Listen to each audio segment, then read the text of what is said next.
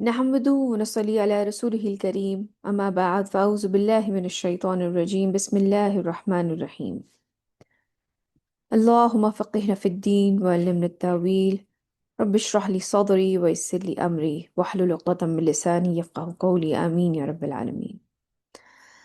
سورة الأحقاف انشاءاللہ آج ہم سٹارٹ کرنے لگے ہیں اگین۔ جیسے کہ پچھلی کچھ صورتوں سے ہمارا یہ رہا ہے کہ ہم لیسن سٹارٹ ہونے سے پہلے اس میں آنے والی جو بھی ہمارے لیے لیسنز ہیں یا جس بارے میں بات ہو رہی ہے یا ہمارا مائنڈ سیٹ کیا ہونا چاہیے، یہ سورہ پڑھنے سے پہلے ہم اس کے بارے میں بات کرتے ہیں۔ تو اس سورہ میں بیسیکلی اگین مکی سورہ ہے، حامیم حامیم سورہ جو ہم پہلے سے پڑھ کے آ رہے ہیں انہی کے سلسلے میں سے ہے۔ تو اس کے اندر، اس صورت کے اندر بھی قرآن کے اوپر ایمان ہونا اور قرآن کا اللہ سبحانہ تعالیٰ کی طرف سے نازل ہونا ایک ہمارے لیے ہدایت، ایک ہمارے لیے مشعل راہ ہے، ہمارے لیے قرآن، اس کی طرف ہماری توجہ دلائی گئی ہے۔ اس کے ساتھ ساتھ اس صورت کے اندر ہم دیکھیں گے کہ والدین کے حقوق کے بارے میں اللہ سبحانہ تعالیٰ ہم سے کیا فرما رہے ہیں، اس کا ذکر آئے گا۔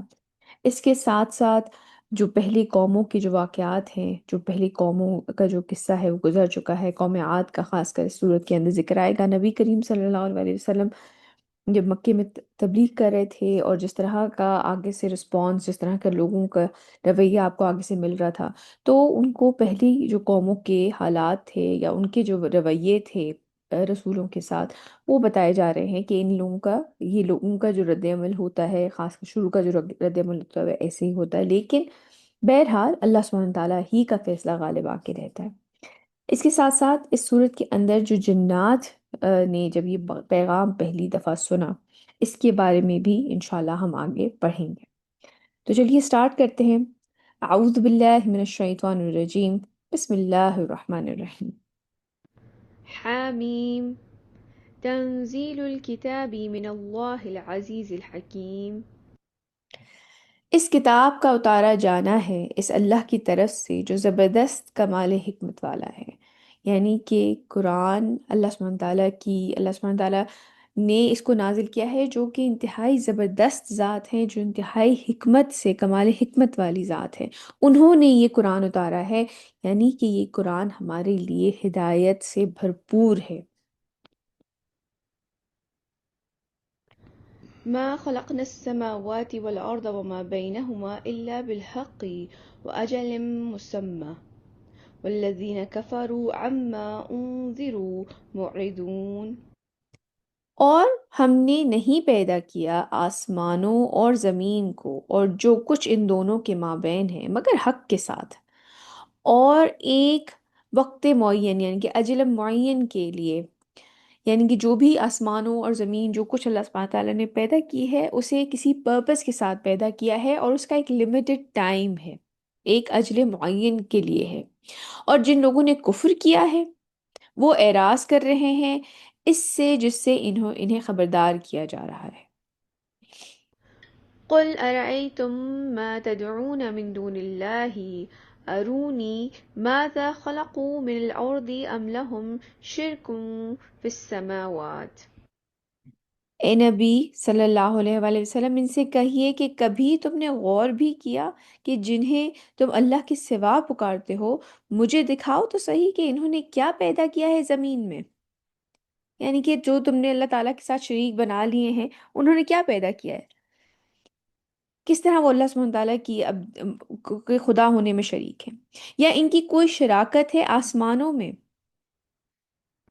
ائتوني بكتاب من قبل هذا أو أثارة من علم إن كنتم صادقين۔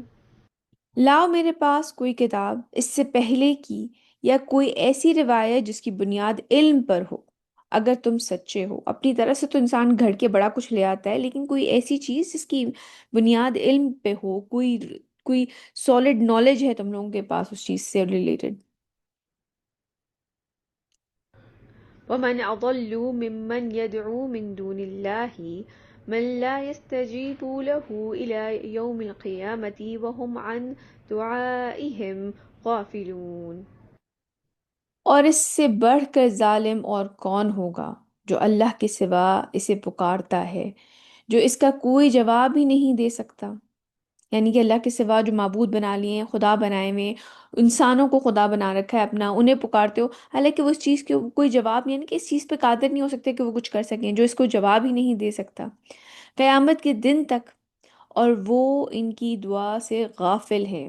کئی دفعہ لوگ اولیاء اللہ سے، نیک لوگوں سے ان کی قبروں پہ جا کے دعا مانگتے ہیں، حالانکہ وہ ان سے ٹوٹل، انہیں پتہ بھی نہیں ہوتا کہ لوگ ان سے دعائیں مانگ رہے ہیں، حالانکہ وہ ان سے ٹوٹل غافل ہیں۔ وإذا حشر الناس كانوا لهم أعداء وكانوا بعبادتهم كافرين۔ اور جب لوگوں کو جمع کیا جائے گا تو وہ ان کے دشمن بن جائیں گے، یعنی کہ جو لوگوں کو وہ پکار رہے ہیں، جن کو اپنا خدا بنا رکھا ہے، جن انسانوں کو، جن چیزوں کو انہوں نے اپنا خدا بنا رکھا ہے، وہ لوگ الٹے ان کے دشمن ہو جائیں گے، اور وہ ان کی عبادت کے منکر ہوں گے، کیونکہ وہ جانتے ہی نہیں ہوں گے کہ یہ ہمیں خدا بنائے بیٹھے ہوئے تھے۔ کچھ لوگوں کو، کچھ نیک لوگوں کو بھی لوگ خدا بنا کے بیٹھ جاتے ہیں، ان کے مرنے کے بعد ان کی تعلیمات کو بھول کے ان کی ذات کی پرستش، ان کی ذات کو خدا بنا بیٹھتے ہیں، یا ان سے مانگنا شروع کر دیتے ہیں، شرک کرنے لگتے ہیں، تو وہ منکر ہوں گے ان کی عبادت کے، انکار کریں گے کہ ہمیں تو نہیں، ہم اس سے بالکل بری الذمہ ہیں۔ وإذا تتلى عليهم آياتنا بينات قال الذين كفروا للحق لما جاءهم هذا سحر مبين۔ اور جب انہیں پڑھ کر سنائی جاتی ہیں ہماری آیات بینات، یعنی کہ روشن جو آیتیں ہم ان کو سنا رہے ہیں، تو یہ کافر کہتے ہیں حق کے بارے میں، جبکہ وہ ان کے پاس آ گیا، کہ یہ تو کھلا جادو ہے، یہ اس چیز پہ ایمان ہی نہیں رکھتے، وہ کہتے ہیں یہ تو کھلا جادو ہے۔ أم يقولون افتراه قل إن افتريته فلا تملكون لي من الله شيئا۔ کیا وہ کہتے ہیں کہ اس نے اس کو گھڑ لیا ہے؟ اے نبی صلی اللہ علیہ وآلہ وسلم، ان سے کہیے کہ اگر میں نے اس کو گھڑ لیا تو تم مجھے اللہ کی پکڑ سے ذرا بھی نہیں بچا سکتے۔ کہ یہ لوگ یہ سمجھ رہے ہیں کہ نبی کریم صلی اللہ علیہ وسلم نے وہ جو خدائے واحد ہے اس کی ان کی بہاف پہ کچھ اپنی طرف سے گھڑ کے بیان کر رہے ہیں، حالانکہ نبی کریم صلی اللہ علیہ وسلم فرما رہے ہیں، ان سے کہا جا رہا ہے کہ آپ یہ فرمائیے، ان سے کہیے کہ اگر میں نے اس کو گھڑ لیا ہے تو تم مجھے اللہ کی پکڑ سے ذرا بھی نہیں بچا سکتے، کہ میں اگر اپنے جی سے کوئی بات کہہ رہا ہوں۔ هو أعلم بما تفيضون فيه كفى به شهيدا بيني وبينكم وهو الغفور الرحيم۔ وہ خوب جانتا ہے جن باتوں میں تم لگے ہوئے ہو، وہ کافی ہے بطور گواہ میرے اور تمہارے مابین، اور وہ خوب بخشنے والا، بہت رحم فرمانے والا ہے۔ قل ما كنت بدعا من الرسل وما أدري ما يفعل بي ولا بكم إن أتبع إلا ما يوحى إلي وما أنا إلا نذير مبين۔ اے نبی صلی اللہ علیہ وآلہ وسلم، ان سے یہ بھی کہیے کہ میں کوئی نیا رسول تو نہیں ہوں، مطلب میرے سے پہلے بھی بہت سے رسول بھیجے جا چکے ہیں، اور مجھے یہ معلوم نہیں کہ میرے ساتھ کیا معاملہ کیا جائے گا، اور نہ ہی یہ کہ تمہارے ساتھ کیا معاملہ کیا جائے گا۔ مطلب نبی کریم صلی اللہ علیہ وسلم، اس سے مراد یہ نہیں ہے کہ آخرت میں کیا معاملہ کیا جائے گا، کہ رسول اللہ صلی اللہ علیہ وسلم دنیا میں کے بارے میں یہ بات ہو رہی ہے، کہ میں نہیں جانتا کہ آج کیا ہوگا، کل کیا ہوگا۔ طائف میں گئے تھے آپ وہاں پر، تو آپ کا تھا کہ وہاں پر کچھ لوگ اگر میرے ساتھ مل جائیں، میری لائے ہوئے پیغام کے اوپر ایمان لے آئیں تو آسانی ہو جائے گی، تو انہیں نہیں پتا تھا کہ لوگ آگے سے کس طرح سے ریاکٹ کریں گے۔ تو مجھے یہ معلوم نہیں ہے کہ میرے ساتھ کیا معاملہ کیا جائے گا، یا نہ یہ کہ تمہارے ساتھ کیا معاملہ کیا جائے گا۔ میں تو بس اسی کی پیروی کر رہا ہوں جو میری طرف وحی کی جا رہی ہے، اور میں نہیں ہوں مگر ایک کھلا خبردار کرنے والا۔ قل أرأيتم إن كان من عند الله وكفرتم به۔ اے نبی صلی اللہ علیہ وسلم، ان سے کہیے کہ کیا تم نے سوچا بھی ہے کہ اگر یہ قرآن واقعتاً اللہ کی طرف سے ہو اور تم نے اس کا انکار کر دیا تو اس کا نتیجہ کیا نکلے گا؟ مطلب کبھی سوچو کہ جو یہ کائنات بنانے والا رب ہے، جو ان تمام چیزوں کو تخلیق کرنے والے ہیں، جو اتنی زبردست عظیم ذات ہے، اس کے پیغام کا انکار کرنے کا انجام کیا نکلے گا؟ کبھی یہ سوچا ہے انسان نے؟ ہم بھی آج ان چیزوں کو اگنور کیے بیٹھے ہیں، ہم نہیں سوچتے کہ ہمارے دین میں کیا معاملات ہیں، کیا احکام ہمیں دیے جاتے ہیں۔ بہت سے لوگ ان چیزوں سے بالکل مکمل طور پہ غافل ہیں، کہ ہمیں پتہ ہی نہیں ہے کہ ہم نے اپنے دین کو کس طرح سے سمجھنا ہے، کس طرح اس پہ عمل کرنا ہے، ہماری زندگیاں کیسی ہونی چاہیے۔ ہمارے سامنے بھی بار بار قرآن کی آیتیں آتی ہیں، قرآن کا پیغام آتا ہے، قرآن کے احکام آتے ہیں، احادیث آتی ہیں، لیکن ہماری زندگیوں کے اوپر کوئی فرق نہیں پڑتا۔ ہم اگنور کر دیتے ہیں ان چیزوں کو۔ ہماری ذاتی زندگی، ہمارے کھانے پینے رہنے سونے اٹھنے کی چیزوں کے اوپر کوئی فرق نہیں پڑتا۔ ہماری رویے، ہماری وہی روش لگی رہتی ہے جو ہماری روٹین ہے۔ ایک دفعہ بیٹھ کے قرآن پڑھ لیا، یا کہیں سن لیا، یا کوئی ایسی بات سن لی، ہاں بس سن لی، وقتی طور پہ شاید تھوڑی دیر کے لیے اثر بھی ہو گیا، لیکن زندگی کے معاملات میں تو کوئی فرق نہیں آیا۔ لیکن ہمیں یہ سوچنا چاہیے کہ اگر ہمیں ہماری زندگی میں فرق نہیں آ رہا تو کیا ہم واقعی ایمان والے ہیں؟ کیا ہمیں واقعی لگتا ہے کہ اللہ سبحانہ تعالیٰ ایک دن ہمیں دوبارہ اٹھائیں گے اور ہم سے پوچھیں گے کہ ہم نے اس وقت، اس رات، اس دن کیا کیا تھا، یا اس دن کیا کھایا تھا، یا کہاں گئے تھے، یا کس سے ملے تھے، یا کس سے کس طرح بات کی تھی؟ اگر انسان کو یقین ہو تو اس کو فرق پڑے گا اس چیز سے، کیونکہ یہ کلام اس زبردست ذات کی طرف سے ہے، یہ احکام، زندگی گزارنے کا طریقہ جو ہمیں دیا گیا ہے، یہ اس زبردست ذات کی طرف سے ہے جو ہر چیز پہ قادر ہے۔ وشهد شاهد من بني إسرائيل على مثله فآمن واستكبرتم إن الله لا يهدي القوم الظالمين۔ اور گواہی دے چکا ہے ایک گواہ بھی بنی اسرائیل میں سے۔ اس کے بارے میں مختلف تفسیر میں مختلف جو ہے مطلب مختلف آراء ہے اسکالرس کی۔ کچھ لوگ یہ کہتے ہیں، کچھ کے نزدیک یہ ایک بہت ہی مشہور یہودی عالم تھے جو کہ بعد میں جنہوں نے اسلام قبول کیا تھا ہجرت سے، حضرت عبداللہ بن سلام، یہ ان کے بارے میں آئے تھے۔ کچھ کے نزدیک حضرت موسیٰ کے بارے میں ہے، کیونکہ یہ مکی سورہ ہے تو اس میں مدنی، کیونکہ مدینہ کے دور میں وہ اسلام لے کر آئے تھے صحابی، تو ان کا ذکر نہیں ہو سکتا، تو اس لیے یہ حضرت موسیٰ کے بارے میں ہے۔ کچھ کے نزدیک یہ بنی اسرائیل کے ہر کسی ایک عام آدمی کے بارے میں ہے کہ وہ بھی ایمان لے آئے ہیں، تو اللہ سبحانہ تعالیٰ بہتر جانتے ہیں۔ اور گواہی دے چکا ہے ایک گواہ بنی اسرائیل میں سے ایک ایسی ہی کتاب کی، بس وہ تو ایمان لے آیا اور تم استکبار یعنی کہ تم تکبر کر رہے ہو، بے شک اللہ ظالموں کو ہدایت نہیں دیتا۔ وقال الذين كفروا للذين آمنوا لو كان خيرا ما سبقونا إليه وإذ لم يهتدوا به فسيقولون هذا إفك قديم۔ اور کہا ان لوگوں نے جنہوں نے کفر کی روش اختیار کی، ان لوگوں کے بارے میں جو ایمان لائے، کہ اگر یہ قرآن کوئی خیر ہوتا تو یہ لوگ اس کی طرف ہم سے سبقت نہ لے جاتے۔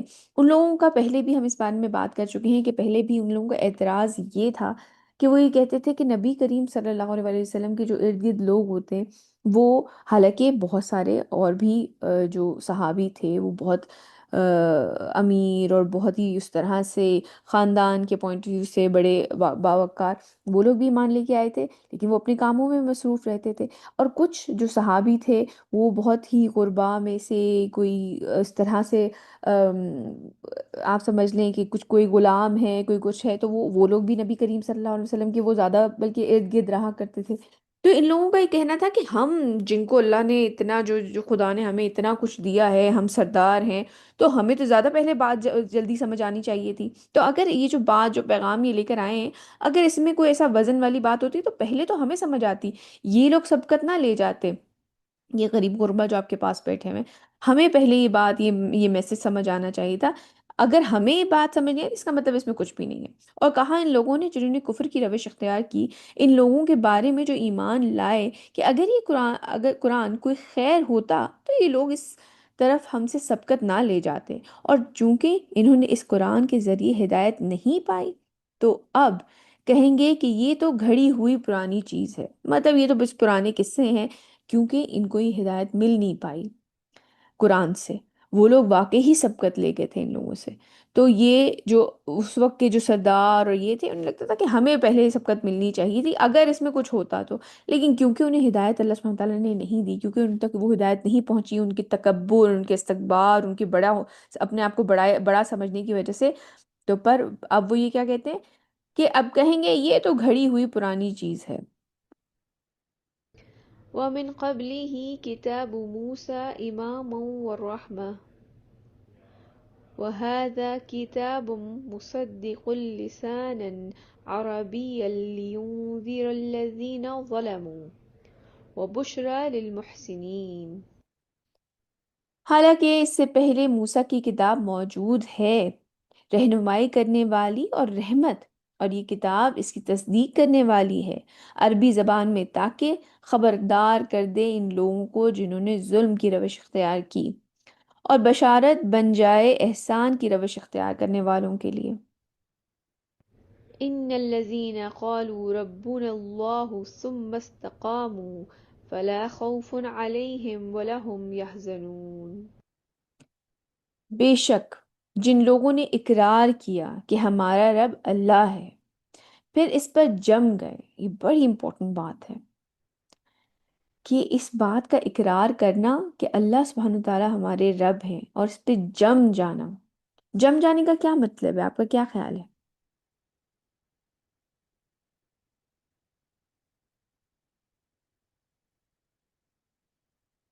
یعنی کہ ثابت قدم رہنا. ثابت قدم رہنا، یعنی کہ جو بھی حکم آئے اس کو ایز اٹ از اپنی زندگی میں شامل کر لینا، اور پھر اس پہ قائم رہنا، ثابت قدم رہنا. میم جی بتائیے.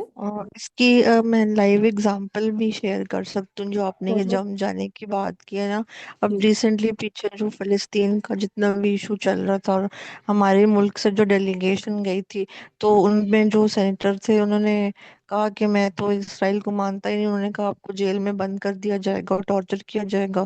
انہوں نے کہا ہم تو جو ہے نہیں مانیں گے کسی صورت، اور ہم آپ کے جو ڈاکومنٹس ہیں کہ آپ نے اسرائیل کے قانون کی خلاف ورزی کی، اس پہ ہم سائن نہیں کرتے. تو جب وہ بتا رہے تھے کہ ہم نے جب نماز پڑھی تو ہمارے پاس نہ تیمم کے لیے کوئی طریقہ تھا، نہ وضو کا تھا، کہ ہم نے ایک نماز بغیر تیمم اور بغیر وضو کے پڑھی. دیٹس دا لیول آف ایمان کہ جم گئے.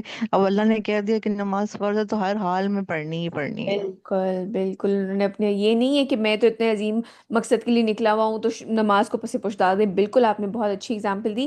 لیکن آپ حق کے لیے لڑ رہے ہیں، سب کچھ ہے، لیکن آپ کے اپنے فرائض، کیونکہ انسان کا اپنا ایمان ایز این انڈیویجول وہ بھی تو اتنا ہی امپورٹنٹ ہے. تو انہوں نے نماز کو کمپرومائز نہیں کیا، آلدو کہ وہ بہت بڑے کاز کے لیے نکلے ہوئے تھے. آپ نے بہت اچھی اگزامپل دی، جزاک اللہ خیر، بہت شکریہ. تو بے شک جن لوگوں نے اقرار کیا، بھئی پہلے تو ایمان لیا ہاں جی ایک اللہ ہے، ایک رسول ہے. بے شک جن لوگوں نے اقرار کیا کہ ہمارا رب اللہ ہے، پھر اس پر جم گئے، تو ان پر نہ کوئی خوف ہوگا اور نہ وہ حزن سے دوچار ہوں گے. یہ بات ہم نے پہلے بھی کئی بار یہ پڑھی ہے کہ ان کو نہ کوئی فلا خوف علیہم ولا هم یحزنون، کہ ان کو کوئی خوف نہیں ہوگا اور وہ غم سے دوچار نہیں ہوں گے. دیکھیے ایک ایمان والا شخص جو ہے نا، اس کو جو جو قرآن پڑھتا ہے، جو قرآن کو سمجھنے کی کوشش کرتا ہے، جو قرآن کو اپنی زندگی میں اپلائی کرنے کی کوشش کرتا ہے، اس کے لیے یہ چیزیں اللہ سبحانہ تعالیٰ آسان اس سینس میں کر دیتے ہیں کہ آپ یہ سمجھ لیں کہ آپ کے لیے پردہ اٹھا دیا جاتا ہے، آپ کو چیزیں سمجھ آنے لگ جاتی ہیں. کوئی بڑے سے بڑا غم آپ کو بڑا غم آپ کو افیکٹ نہیں کرتا. کیوں؟ کیونکہ آپ کو پتہ ہے یہ وقتی ہے. یا بڑی سے بڑی خوشی آپ کو افیکٹ اس طرح سے نہیں کرتی کہ آپ کو پتہ ہے یہ وقتی ہے، یہ میرے رب کی طرف سے آزمائش ہے، یہ کچھ عرصے کے لیے ہے، میں نے اس کے بعد اپنے رب کے پاس واپس لوٹ کے چلے جانا ہے. کوئی چیز آپ کو افیکٹ نہیں کرتی، پھر آپ کو کوئی خوف نہیں ہوتا، آپ کو کوئی غم نہیں ہوتا چیزوں کے معاملے میں. حضرت عمر رضی اللہ تعالیٰ عنہ کا جو ہے، میں ان کا ایک قول آپ کے ساتھ نقل کروں گی.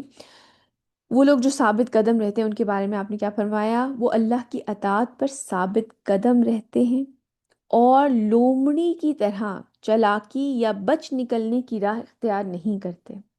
دس از سو انفارچونیٹ کہ آج کل مسلمانوں کا، ہم لوگ، ہمارے ارد گرد کے لوگ، ہمارے معاملات کیا ہوتے ہیں کہ ہم لیسٹ پر ہمارے لیے کافی ہوتا ہے. ہم کوشش کر رہے ہوتے ہیں منیمم ایفرٹ کے ساتھ جو ہے نا ہم پار ہو جائیں.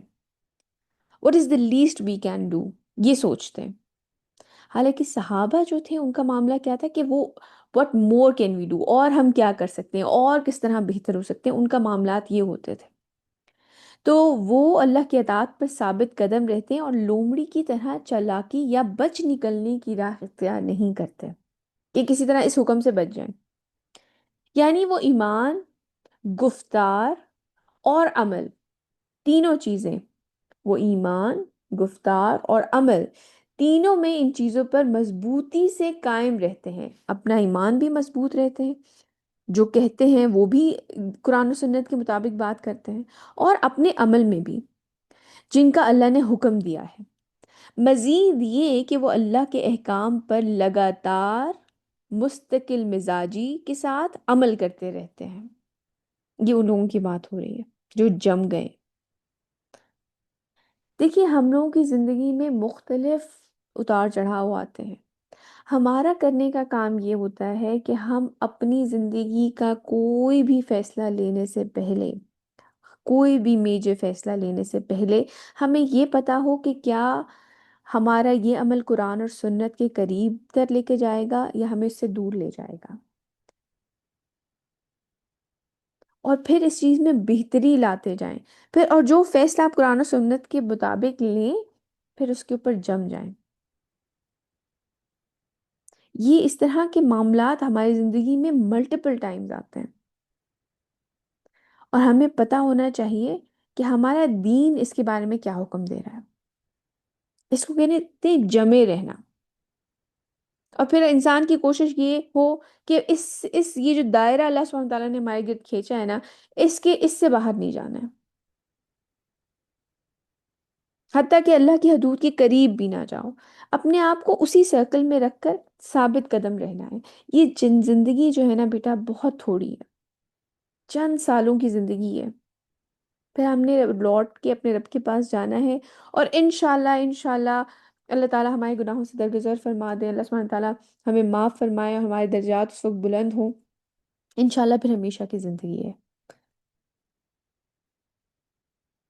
اس سے بہتر مقام کے لیے. تو انسان کوشش کرے کہ اپنے اعمال جو ہیں، اپنا جو وقت ہے وہ ایسی چیزوں میں لگائے جو کہ اس کی آخرت کو بہتر کرتا چلا جائے، اور اس پہ جمے رہے. بہت تھوڑی زندگی ہے، یہ وقت گزر جائے گا. ابھی مشکل لگتے ہیں فیصلے، ابھی لگتا ہے کہ نہیں ابھی تو بہت زندگی پڑی ہے، اب یہ میری تو ایک ہی زندگی ہے. ایک جو مسلمان ہے نا اس کا یہ کانسیپٹ نہیں ہوتا کہ میری تو بس ایک ہی زندگی ہے، میں نے تو اسی میں انجوائے کرنا ہے. نہیں، ایسا نہیں ہے. ایک مسلمان اپنی آخرت کی، ہمیشہ کی زندگی پہ فوکس کرتا ہے. ایک عقل مند انسان جو اس پہ ایمان رکھتا ہے وہ اپنی آخرت کی زندگی پہ فوکس کرے گا کہ میرا آج جو کیا ہوا فیصلہ ہے وہ میری آخرت ہمیشہ کی زندگی کو کیسے افیکٹ کرے گا. یہ آج کی دنیا میں بہت مشکل ہے، میں جانتی ہوں، بہت ڈسٹریکشن ہے، بہت ساری ایسی چیزیں ہیں جو کہ ہمیں اپنی طرف کھینچتی ہیں. لیکن ہمیں یہ سوچنا ہے کہ کیا یہ چیز ہمیں اللہ سے دور تو نہیں کر رہی ہے. تو اپنے ایمان پہ جمے رہنا، مستقل مزاجی اختیار کرنا. It's not going to be easy, آسان نہیں ہوگا، لیکن جنت پانا بھی آسان نہیں ہے. جو چیز انسان کو کئی دفعہ ہمیں کسی کالج میں ایڈمیشن چاہیے ہوتا ہے وہ بھی آسان نہیں ہوتا، بہت دن رات محنت کرنی پڑتی ہے اس کے لیے. یا کوئی بھی چیز ہمیں چاہیے ہوتی ہے زندگی میں، ہمیں اس کے لیے محنت کرنی پڑتی ہے. اسی طرح اگر جنت چاہیے تو اس کے لیے بھی محنت کرنی پڑے گی. آگے چلتے ہیں. أولئك أصحاب الجنة خالدين فيها جزاء بما كانوا يعملون. اور پھر بس وہ لوگ جو جم گئے ان کے بارے میں کیا ہے؟ یہی لوگ جنت والے ہیں، اس میں ہمیشہ رہنے والے ہیں. یہ جزا ہوگی ان اعمال کی جو وہ کرتے رہے. ووصينا الإنسان بوالديه إحسانا حملته أمه كرها ووضعته كرها وحمله وفصاله 30 شهرا حتى إذا بلغا أشده وبلغ 40 سنة. اب یہاں پہ جو والدین کے بارے میں بات ہو رہی ہے کہ وہ لوگ جو اپنے والدین کے فرما بردار ہیں، اللہ سبحانہ تعالیٰ ان کو کیا وصیت کر رہے ہیں؟ ہم نے انسان کو ہدایت کی کہ وہ اپنے والدین کے ساتھ نیک برتاؤ کرے۔ اس کی ماں نے مشقت اٹھا کر اسے پیٹ میں رکھا اور مشقت اٹھا کر ہی اس کو جنا۔ ایک ٹائم ہوتا ہے پریگننسی کا، عورتوں کے لیے تو بہت مشکل ہوتا ہے، نوزیا ہو رہا ہے، وومٹنگز ہو رہی ہیں، پھر اس کے ساتھ ساتھ جب ڈلیوری کا ٹائم قریب آتا ہے تب وہ ایک بہت مشکل ٹائم ہے، کتنا بوجھ بھاری آپ نے اٹھا کے آپ چل پھر رہے ہوتے ہیں، اس کے بعد اس کو جو ڈلیوری پین ہے وہ اتنی شدید، اور اس کے حمل اور دودھ چھڑانے میں 30 مہینے لگ گئے، یعنی کہ پھر اس کو فیڈ کروایا، اس کی ساری گندگی دھوئی، اس کو پال پوس کے آپ لوگ دیکھیں اس کو نہلانا دھلانا کھانا پینا، حتیٰ کہ بچہ جب پیدا ہوتا ہے تو وہ اتنا ڈپینڈنٹ ہوتا ہے کہ آپ اس کو برپ تک دلواتے ہیں۔ تو یہ تمام چیزیں کون اٹھا رہا ہوتا ہے؟ ساری ماں کر رہی ہوتی ہے، یہاں تک کہ جب وہ اپنی پوری طاقت کو پہنچا اور 40 سال کا ہو گیا۔ یہ بڑی امپورٹنٹ دعا ہے بیٹا، خاص کر جب انشاءاللہ اللہ سبحانہ تعالیٰ آپ لوگوں کو زندگی صحت دیں سلامتی دیں ساتھ ایمان کے، تو جب آپ 40 سال کے ہوں تو یہ ضرور دعا پڑھیں۔ دیکھیں، ایک ہوتی ہے انسان کی فزیکل میچورٹی، لیکن ایک ہوتی ہے آپ کی ایموشنل انٹلیکچوئل میچورٹی، جو کہ زیادہ تر 40 سال کی عمر کے آس پاس ملتی ہے آپ کو۔ آپ یہ دیکھیں کہ نبوت کے بارے میں بھی یہی آتا ہے کہ 40 سال کی عمر میں نبی کریم صلی اللہ علیہ وسلم کے بارے میں آتا ہے کہ اس میں آپ کو یہ جو پہلی دفعہ وحی آئی تھی غار حرا میں، آپ نے فرمایا کہ جب میں 40 سال کا ہوا تو میں علیحدہ رہنا شروع ہو گیا، مطلب بھیڑ سے دور رہنا شروع ہو گیا، جب وہ غار حرا میں جا کے غور و فکر کیا کرتے تھے۔ تو اللہ سبحانہ تعالیٰ فرما رہے ہیں، اور جب وہ 40 سال کیا ہوا تو پھر اس نے کیا دعا کی؟ قال ربي أوزعني أن أشكر نعمتك التي أنعمت علي وعلى والدي وأن أعمل صالحا ترضاه وأصلح لي في ذريتي إني تبت إليك وإني من المسلمين۔ تو جب وہ 40 سال کا ہوتا ہے تو وہ کیا کہتا ہے؟ انشاءاللہ یہ دعا یاد رکھیے گا اس وقت۔ وہ کہتا ہے، اے میرے پروردگار، مجھے توفیق دیں کہ میں شکر کر سکوں تیری نعمتوں کا جو تو نے مجھے پر اور میرے والدین پر فرمائی، یعنی کہ جو پالا پوسا ماں باپ نے، ان کے اوپر بھی، اور پھر اولاد اللہ سبحانہ تعالیٰ نے عطا کی جو اس کے لیے صدقہ جاریہ بن سکتی ہے۔ تو اللہ سبحانہ تعالیٰ سے شکر ادا کر رہے ہیں اس نعمت کا، اس جو اللہ سبحانہ تعالیٰ نے جو مجھے توفیق دے کر میں شکر کر سکوں، سوری، اے میرے پروردگار مجھے توفیق دیں کہ میں شکر کر سکوں تیرے انعامات کا جو تو نے مجھ پر اور میرے والدین پر فرمائے، اور یہ کہ میں ایسے اعمال کروں جنہیں تو پسند کرے۔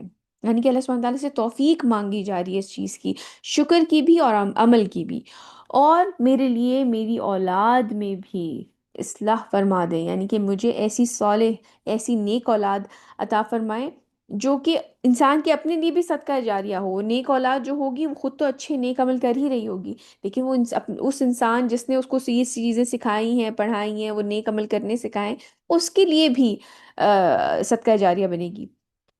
میں تیری جناب میں توبہ کرتا ہوں اور یقیناً میں تیرے فرما بردار بندوں میں سے ہوں۔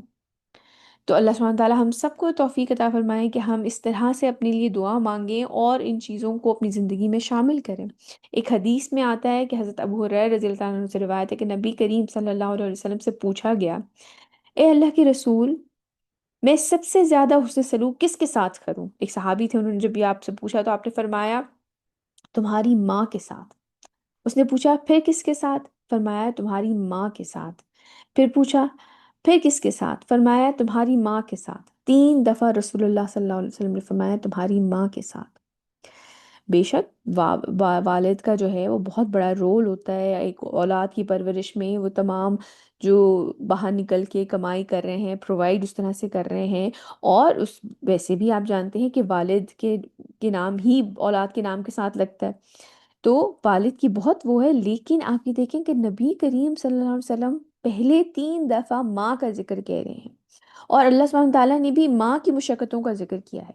تو اپنے والدین اور خاص کر اپنی والدہ کا خیال رکھا کریں، ان کے سامنے اف بھی نہ کہیں۔ ہم جانتے ہیں قرآن میں یہ ہے کہ اپنے والدین جب وہ دونوں اس عمر کو پہنچے تو ان کو اف تک نہ کہو، یعنی کہ وہ جو بیزاری والا ایک ایلیمنٹ ہے ان کی کسی بات کے اوپر۔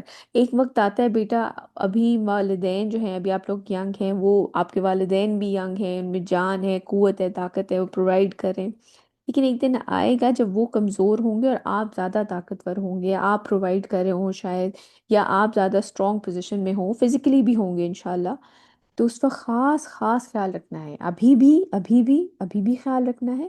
اور اس وقت جب وہ بوڑھی عمر کو پہنچ جائے، اس عمر کو پہنچ جائے جب وہ اپنا ساری عمر آپ کی خدمت میں لگاتے ہیں، تو وہ عمر وہ ہوتی ہے جب آپ ریٹرن کریں، کوشش کریں کہ آپ ان کا خیال رکھیں، انہیں کسی قسم کی شکایت کا موقع نہ دیں، ان کی چھوٹی موٹی چیزوں کا خیال رکھا جائے، ان کی دوائی کا، ان کے کھانے پینے کا، ان کے اوڑھنے پہننے اوڑھنے کا، کیونکہ آپ کو پتہ ہوگا ایک وقت آتا ہے جب بچہ اور بوڑھا برابر ہو جاتا ہے۔ تو اپنے والدین کا بہت خیال رکھیں، اور یہ یاد رکھیں جس چیز کا اللہ سبحانہ تعالیٰ نے حکم دیا ہے نا، وہ بہتر یہ ہے کہ اس کو ایز اٹ از مان لیا جائے، کیونکہ میں نے ان لوگوں کا اپنی آنکھوں سے بہت برا حشر دیکھا جنہوں نے اپنے ماں باپ کا خیال نہیں رکھا۔ تو یہ بات یاد رکھیے گا، اللہ سبحانہ تعالیٰ اگر کہہ رہے ہیں نا کہ اپنے والدین کا خیال رکھو، تو واقعی ان کا خیال رکھیں، میک شور کہ ان کا خیال رکھا جائے، ان سے محبت کی جائے، ان سے انہیں پیار کیا جائے، ان کا خیال رکھا جائے، اور خاص کر اس عمر میں جبکہ وہ خود کمزور ہو چکے ہیں۔ تو پھر ان سے پوچھا، پھر کس کے ساتھ؟ فرمایا تمہارے باپ کے ساتھ، اور فرمایا پھر ان کے ساتھ جو رشتے میں سب سے قریب تر ہیں، یعنی کہ جو پھر رحمی رشتے ہیں، آپ کے ماموں ہیں، آپ کی خالہ ہیں، آپ کے چچا ہیں، آپ کے تایا ہیں، آپ کی پھپھو ہیں، ان کا والدین کے جو قریب ترین رشتے دار ہیں، اور پھر آپ کی جو خاص کر فیمیل کزنز ہیں، تو ان کا اس طرح سے ایکسٹینڈڈ فیملی کزنز کا خیال رکھا جائے، نانا نانی دادا دادی آپ کی قریب تر ہیں، آپ کے والدین کے بھی، تو ان کا بھی خیال رکھا جائے۔ أولئك الذين نتقبل عنهم أحسن ما عملوا ونتجاوز عن سيئاتهم في أصحاب الجنة وعد الصدق الذي كانوا يوعدون۔ یہ وہ لوگ ہیں جن سے ہم نے ان کے بہترین اعمال قبول فرمائیں گے، اور ہم ان کی خطاؤں سے بھی درگزر فرمائیں گے، اللہ سبحانہ تعالیٰ میں سے لوگوں میں شامل فرمائیں، اور وہ ہوں گے جنت والوں میں سے۔ یہ وہ سچا وعدہ ہے جو ان سے کیا جاتا ہے تھا۔ والذي قال لوالديه أف لكما أتعدانني أن أخرج وقد خلت القرون من قبلي۔ اب دوسری طرف ایک وہ اولاد جو کہ اپنے والدین کی بات نہیں سنتی، یا ناخلف اولاد ہے، جب اس کو خاص کر دین کی طرف دعوت دی جاتی ہے تو اس کا کیا رویہ ہوتا ہے ایک ایسے شخص کا، اور ایک وہ شخص ہے جو اپنے والدین سے کہتا ہے کہ میں بیزار ہوں آپ دونوں سے، کیا آپ مجھے اس سے ڈراتے ہیں کہ میں نکال کھڑا کیا جاؤں گا زندہ کر کے قبر سے، حالانکہ مجھ سے پہلے کتنی ہی نسلیں گزر چکی ہیں۔ وهما يستغيثان الله ويلك آمن إن وعد الله حق فيقول ما هذا إلا أساطير الأولين۔ اور وہ دونوں اللہ کی دہائی دے کر کہتے ہیں، بربادی ہو تیری، ایمان لے آ، یقیناً اللہ کا وعدہ سچا ہے، لیکن وہ کہتا ہے یہ کچھ نہیں مگر پہلے لوگوں کی کہانیاں ہیں، کہ ماں باپ اس کو خیر کی طرف دعوت دے رہے ہیں، اور وہ شخص کہہ رہا ہے کہ میں بیزار ہوں، اور وہ دور جا رہا ہے ایمان سے، ایک وہ ناخلف اولاد ہے۔ أولئك الذين حق عليهم القول في قد خلت من قبلهم من الجن والإنس إنهم كانوا خاسرين۔ کہ وہ لوگ ہیں جن پر اللہ کی بات صادق آئی، یہ بھی شامل کر دیے جائیں گے ان قوموں میں جو ان سے پہلے گزر چکی ہیں، جنوں اور انسانوں میں سے، یقیناً یہی لوگ ہیں خسارے والے۔ ولكل درجات مما عملوا وليوفيهم أعمالهم وهم لا يظلمون۔ اور ہر ایک کے لیے درجے اور مقامات ہوں گے ان کے اعمال کے اعتبار سے، اور تاکہ وہ پورا پورا دے انہیں ان کے اعمال کا بدلہ، اور ان پر کوئی ظلم نہیں ہوگا، مطلب جس نے جیسے اعمال کیے ہوں گے اس کے مقام اور اس کا درجہ اس کے مطابق ہوگا۔ ويوم يعرض الذين كفروا على النار أذهبتم طيباتكم في حياتكم الدنيا واستمتعتم بها۔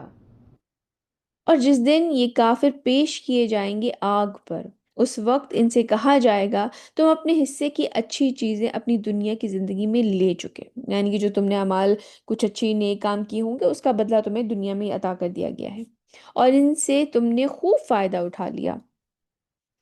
فاليوم تجزون عذاب الهون بما كنتم تستكبرون في الأرض بغير الحق وبما كنتم تفسقون۔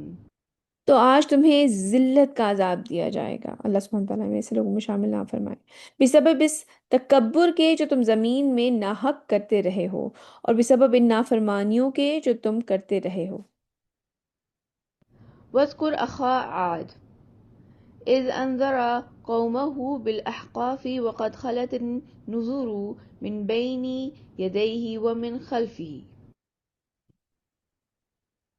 اور ذرا تذکرہ کیجئے قوم عاد کے بھائی ہود کا، جب اس نے خبردار کیا اپنی قوم کو احقاف میں، وہ جو جگہ کا نام ہے احقاف، کچھ کے نزدیک اس کی تعبیر غار سے اور پہاڑ سے بھی کی گئی ہے، اور اسی کے اوپر اس صورت کا نام رکھا گیا ہے۔ اور اس سے پہلے بھی اور اس کے بعد بھی بہت سے خبردار کرنے والے گزر چکے تھے، یعنی کہ ان کو ڈرانے کے لیے جب حضرت ہود کو بھیجا گیا کہ انہوں نے خبردار کیا اور انہوں نے بتایا کہ ایک اللہ کی عبادت کرو۔ ألا تعبدوا إلا الله إني أخاف عليكم عذاب يوم عظيم۔ کہ مت عبادت کرو کسی کی سوائے اللہ کے، مجھے اندیشہ ہے تم پر ایک بڑے دن کے عذاب کا۔ قالوا أجئتنا لتأفكنا عن آلهتنا فأتنا بما تعدنا إن كنت من الصادقين۔ اب دیکھیے بیٹا، یہ ان لوگوں کا انجام بتایا جا رہا ہے جو جن کو نبی نے آ کر بتایا کہ یہ اللہ کا پیغام ہے، اس پہ عمل کرو، انہیں خبردار کیا، لیکن جو انہوں نے انکار کیا تو پھر ان کا کیا حشر ہوا، یہ ان کے بارے میں بات ہو رہی ہے۔ انہوں نے کہا کیا تم ہمارے پاس اس لیے آئے ہو کہ ہمیں بہکا کر ہمارے معبودوں سے برگشتہ کر دو، یعنی کہ ہم ان سے متنفر ہو جائیں، ان سے دور ہو جائیں؟ تو جس عذاب کی دھمکی تم ہمیں دے رہے ہو وہ ہم پر لے آؤ، یعنی کہ بہت عذاب عذاب کرو، جاؤ لے آؤ اگر تم سچوں میں سے ہو۔ قال إنما العلم عند الله وأبلغكم ما أرسلت به ولكني أراكم قوما تجهلون۔ اس نے کہا کہ اس کا علم تو اللہ کے پاس ہے، اور میں تو تمہیں پہنچا رہا ہوں وہ پیغام جو اس نے مجھے دے کر بھیجا ہے، لیکن میں دیکھ رہا ہوں کہ تم لوگ بالکل جہالت کی روش اختیار کر رہے ہو۔ فلما رأوه عارضا مستقبل أوديتهم قالوا هذا عارض ممطرنا بل هو ما استعجلتم به ريح فيها عذاب أليم۔ اس انکار کے سبب پھر جو ان کے اوپر آیا ہے عذاب، 7 راتیں اور 8 دن تک ان کے اوپر وہ ایک آندھی چلی ہے، اور جو ان کا پھر حال ہوا ہے، ان کا حشر ہوا ہے یہ جب ان کے اوپر عذاب آیا ہے۔ پھر جب انہوں نے اس عذاب کو دیکھا بادل کی صورت میں اپنی وادیوں کی طرف بڑھتے ہوئے، تو انہوں نے کہا یہ تو بادل ہے جو ہم کو سیراب کرنے والا نہیں ہے، بلکہ یہ تو وہ شے ہے جس کے بارے میں تم نے جلدی مچا رکھی تھی، کہہ رہے تھے نا کہ لے آؤ عذاب لے آؤ، اصل میں تو یہ وہ تھی جسے وہ لگ رہا تھا کہ نہیں نہیں کچھ بھی نہیں ہے، یہ وہ جھکڑ ہے جس میں بہت دردناک عذاب ہے، وہ ایک آندھی، جھکڑ آندھی جو ان کے اوپر آئی تھی اس میں ایک دردناک عذاب تھا، وہ بالکل ہی اس کے بعد نیست و نابود ہو گئے۔ تدمر كل شيء بأمر ربها فأصبحوا لا يرى إلا مساكنهم كذلك نجزي القوم المجرمين۔ تباہ و برباد کرتا ہے ہر شے کو اپنے رب کے حکم سے، پھر وہ ایسے ہو گئے کہ کچھ نظر نہیں آ رہے تھے، حالانکہ ان کے بارے میں کہ خوبی قداور تھے، خوبی سٹرونگ تھے، لیکن وہ اس کے بعد نظر ہی نہیں آ رہے تھے اس کے بعد۔ سوائے ان کے مساکنوں کے، یعنی کہ جو ان کے گھر، جو بھی بلڈنگز وہاں پہ تھی، بس وہی بلڈنگز ہی کھڑی ہوئی نظر آ رہی تھی، وہ جو خود لوگ تھے جو انکار کرنے والے تھے وہ نظر بھی نہیں آ رہے تھے، یہ حشر ہو گیا تھا ان کا۔ اسی طرح ہم بدلہ دیا کرتے ہیں مجرموں کی قوم کو۔ وَلَقَدْ مَكَّنَّاهُمْ فِيمَا إِن مَّكَّنَّاكُمْ فِيهِ وَجَعَلْنَا لَهُمْ سَمْعًا وَأَبْصَارًا وَأَفْئِدَةً۔ اور ہم نے جو تمکن انہیں دیا تھا، ایسا تمکن ہم نے تمہیں نہیں دیا، مطلب جو شان و شوکت، جو اسٹرینتھ، جو چیزیں ہم نے ان کو دی تھی وہ اتنی تو یہ جو مکے والے جن کو وہ یہ پیغام پڑھ کے سنایا جا رہا ہے ان کو بھی اللہ سبحانہ تعالیٰ فرما رہے ہیں کہ تمہیں وہ چیزیں عطا نہیں کی جو جتنی زبردست وہ قومیں تھیں، اور ہم نے انہیں کان، آنکھیں اور دل یعنی کہ عقلیں عطا فرمائی تھیں۔ فَمَا أَغْنَى عَنْهُمْ سَمْعُهُمْ وَلَا أَبْصَارُهُمْ وَلَا أَفْئِدَتُهُمْ مِنْ شَيْءٍ إِذْ كَانُوا يَجْحَدُونَ بِآيَاتِ اللَّهِ وَحَاقَ بِهِمْ مَا كَانُوا بِهِ يَسْتَهْزِئُونَ۔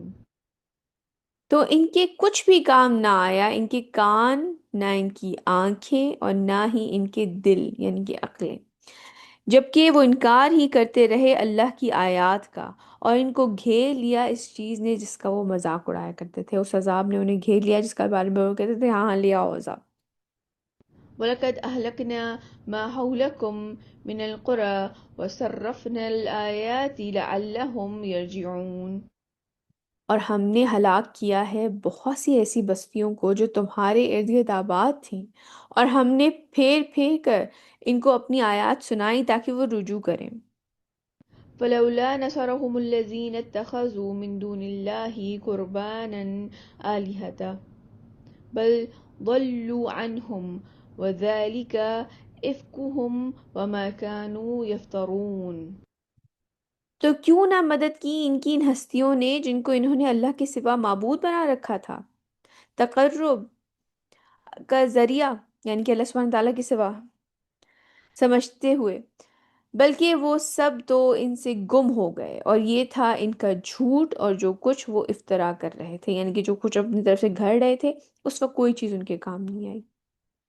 وإذ صرفنا إليك نفرا من الجن يستمعون القرآن فلما حضروه قالوا أنصتوا فلما قضي ولوا إلى قومهم منذرين۔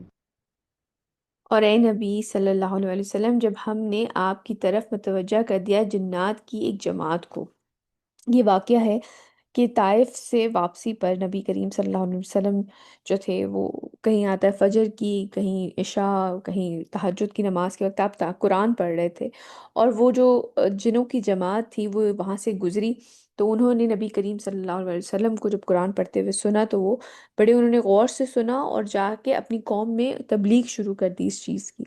اور اس کے بارے میں یہ بھی آتا ہے کہ اس وقت نبی کریم صلی اللہ علیہ وسلم کو پتہ نہیں چلا کہ وہ جنات سن رہے ہیں، بعد میں اللہ سبحانہ تعالیٰ نے وحی کے ذریعے رسول اللہ صلی اللہ علیہ وسلم کو یہ بات بتائی۔ تو جنات میں نیک جنات بھی ہوتے ہیں اور شیاطین جنات بھی ہوتے ہیں جو لوگوں کو تنگ کرتے ہیں، اور جو نیک ہیں ان کے بارے میں آپ یہ سوچیں، یہ جو باب ہم آیات پڑھ رہے ہیں آگے کی، کہ ان کا رویہ دیکھیں کہ جب جو ہی انہوں نے قرآن کو سنا ان کے دل پر کس طرح قرآن نے اثر کیا۔ کیا قرآن ہمارے دلوں پہ بھی اسی طرح اثر کرتا ہے؟ جب ہم قرآن پڑھتے ہیں تو کیا ہم بھی اسی طرح افیکٹ ہوتے ہیں قرآن کو لے کر؟ یہ سوچنے کا مقام ہے۔ اور اے نبی صلی اللہ علیہ وسلم، جب ہم نے آپ کی طرف متوجہ کر دیا جنات کی ایک جماعت کو کہ وہ قرآن سننے لگے، تو جب وہ وہاں پہنچے تو انہوں نے کہا چپ ہو جاؤ۔ پھر جب قرات ختم ہوئی تو وہ پلٹے اپنی قوم کی طرف، یعنی کہ باقی کے جو جنات ہیں اپنی جو ان کی قوم تھی ان کی طرف پلٹے، خبردار کرنے والے بن کر۔ کیا بات ہے، آپ یہ دیکھیں کہ وہ جنات جو تھے وہ واپس پلٹے اور اپنی قوم کو جا کے فوراً انہوں نے بتانا شروع کیا۔ کیا بتانا شروع کیا؟ اگلی آیتوں میں آئے گا۔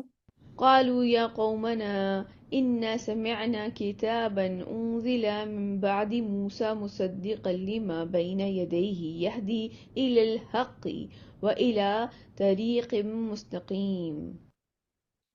انہوں نے کہا اے ہماری قوم کے لوگوں، ہم نے ایک کتاب سنی ہے جو موسیٰ کے بعد نازل ہوئی ہے، تصدیق کرتی ہوئی اس کی جو اس کے سامنے موجود ہے، یعنی تورات جو اس کے سامنے میں، یعنی کہ جو اس سے پہلے اتری تھی، رہنمائی کرتی ہے حق کی طرف اور ایک سیدھے رستے کی طرف۔ انہوں نے فوراً، آپ یہ دیکھیں کہ ہم بھی اسی طرح کرتے ہیں کہ ہم قرآن کی کوئی بات سنیں اور فوراً جا کے اپنی فیملی کو، اپنے گھر والوں کو بتائیں۔ یہ جنات کے بارے میں، جو نیک جنات ہیں ان کے بارے میں بات ہو رہی ہے کہ انہوں نے قرآن سنا، فوراً وہ گئے اپنی قوم کی طرف اور اس کی تبلیغ شروع کر دی۔ يا قومنا أجيبوا داعي الله وآمنوا به يغفر لكم من ذنوبكم ويجركم من عذاب أليم۔ اے ہماری قوم کے لوگوں، اللہ کی طرف پکارنے والے کی پکار پر لبیک کہو اور اس پر ایمان لاؤ، تاکہ وہ اللہ تمہاری گناہوں کو بخش دے اور تمہیں ایک دردناک عذاب سے بچا لے۔ ومن لا يجب داعي الله فليس بمعجز في الأرض وليس له من دونه أولياء أولئك في ضلال مبين۔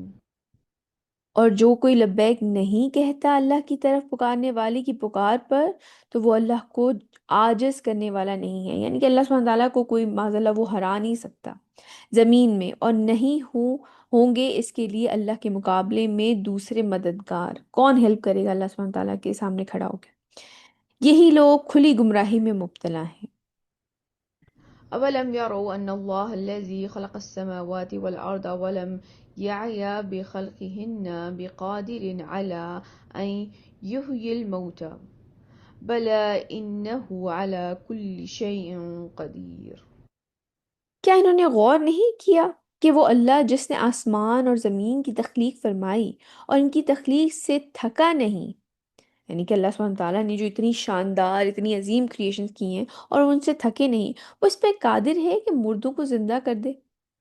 کیوں نہیں، یقیناً ہر چیز پر قادر ہے۔ اللہ سبحانہ تعالیٰ کے لیے مشکل نہیں ہے، پہلی دفعہ بھی کریٹ کیا تھا، زمین و آسمان کو دوبارہ بنا لیا، دوبارہ انسان کو کریٹ کرنا کیا مسئلہ ہے؟ بے شک وہ ہر چیز پر قادر ہے۔ ويوم يعرض الذين كفروا على النار أليس هذا بالحق قالوا بلى وربنا قال فذوقوا العذاب بما كنتم تكفرون۔ اور جس روز پیش کیے جائیں گے یہ کافر آگ پر، اور ان سے پوچھا جائے گا کیا یہ حقیقت نہیں ہے؟ وہ کہیں گے کیوں نہیں، ہمارے پروردگار کی قسم یہ حق ہے۔ اللہ فرمائے گا تو اب چکھو عذاب کا مزہ۔ جب وہ آنکھوں سے دیکھ لیں گے تو اس غیب کی، تو پھر غیب تو نہیں رہا نا، پھر تو ایمان فوراً لے آئیں گے، وہ کہیں گے ہاں بالکل حق ہے، لیکن اس وقت ان کا ایمان لانا کچھ فائدہ نہیں دے گا، ہم یہ قرآن میں بارہا پڑھ کے آ چکے ہیں۔ تو اب چکھو عذاب کا مزہ اپنی اس کفر کی پاداش میں جو تم کرتے رہے ہو۔ فاصبر كما صبر أولو العزم من الرسل ولا تستعجل لهم كأنهم يوم يرون ما يوعدون۔ تو اے محمد صلی اللہ علیہ وآلہ وسلم، آپ بھی صبر کیجئے جیسے اولو العزم رسول صبر کرتے آئے ہیں۔ ان کے بارے میں 5 رسولوں کے بارے میں آتا ہے جن کے بارے میں یہ کہا گیا ہے، جس میں حضرت نوح ہیں، انہوں نے بہت صبر کیا تھا، آپ کو پتہ ہے 950 سال تک وہ لوگوں کو دین کی دعوت دیتے رہے تھے۔ حضرت ابراہیم ہیں، حضرت موسیٰ ہیں، حضرت عیسیٰ ہیں، اور نبی کریم صلی اللہ علیہ وسلم کی ذات۔ تو آپ صلی اللہ علیہ وسلم سے فرمایا جا رہا ہے کہ ان کی جو حرکتیں یہ کر رہے ہیں آپ ان پہ صبر کرتے رہیں۔ دیکھیے ایز مسلمان ہمارے ذہنوں میں بھی یہ خیال آتا ہے کہ آج جو کچھ مسلمانوں کے ساتھ پوری دنیا میں ظلم ہو رہا ہے تو کیوں ان کا ہاتھ نہیں پکڑ لیا جاتا؟ اللہ سبحانہ تعالیٰ تو ہر چیز پہ قادر ہیں، لیکن دیکھیں ہر چیز کا ایک وقت مقرر ہے، ہر چیز ایک ٹائم کے حساب سے ہوتی ہے۔